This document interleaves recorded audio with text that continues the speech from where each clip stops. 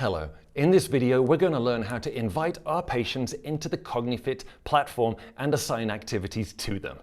Once we've logged into our Cognifit Healthcare Professional account, we need to go to the Care Plans tab. Please note that in order to invite a patient, you're going to require the necessary licenses. To learn more about licenses, you can consult our video, How Cognifit Licenses Work.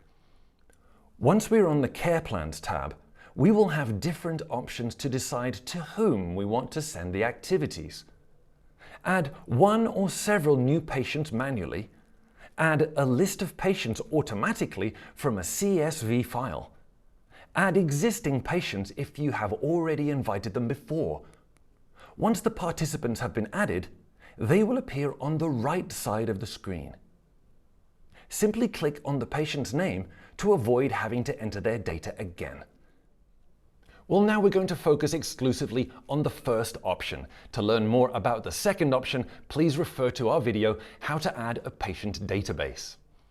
To add participants using the first option, we only need to enter their first name, last name, and email.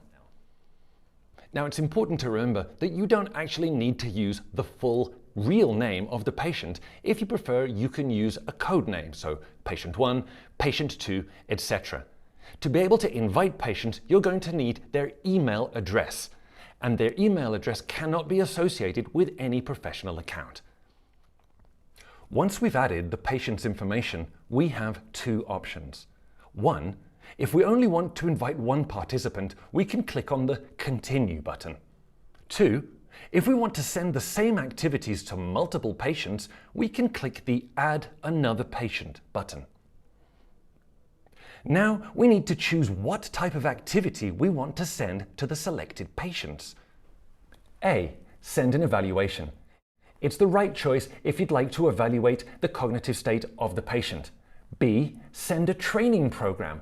This is the right choice if you would like them to perform cognitive stimulation training. C. Send a pre-intervention evaluation, a training program, and a post-intervention evaluation. Now, it includes the first two options, but an extra evaluation at the end, allowing us to compare results. Since the last option includes the first two, we'll explain that one next. We select the option that interests us the most, and now we need to indicate which assessment or training we want to apply by hovering the mouse over the activity and clicking Select. In this case, we will choose our most comprehensive evaluation, the General Cognitive Assessment Battery, CAB Pro, and our most comprehensive training, the Personalized Training. Remember that it's possible to add more than one training at the same time. If we want to know more details about these activities, we can hover the mouse over the respective activity and click the More Info button.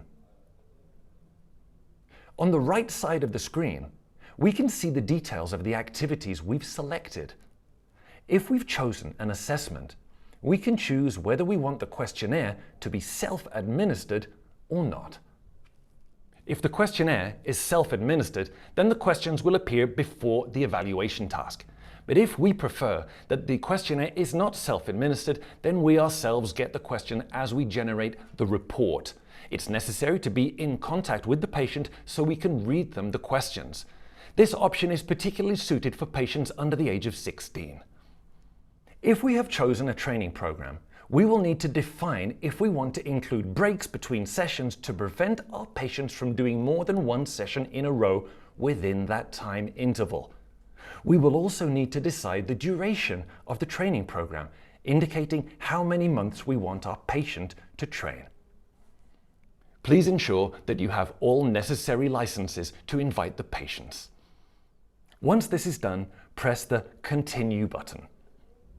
Now you can decide if you prefer to send the invitation by email to your patients, which is ideal if you work remotely with them, or if you prefer to start the registration of the first patient immediately, which is the best option if you have the patient in person during the consultation. Press the button for the corresponding option. And with this, you've completed the process of inviting one or more patients at the same time. If you like, you can share with your patients our video, How to Register as a Patient, in which we'll take them step by step through the process. Well, I hope this was helpful for you. Thanks for watching, and see you next time.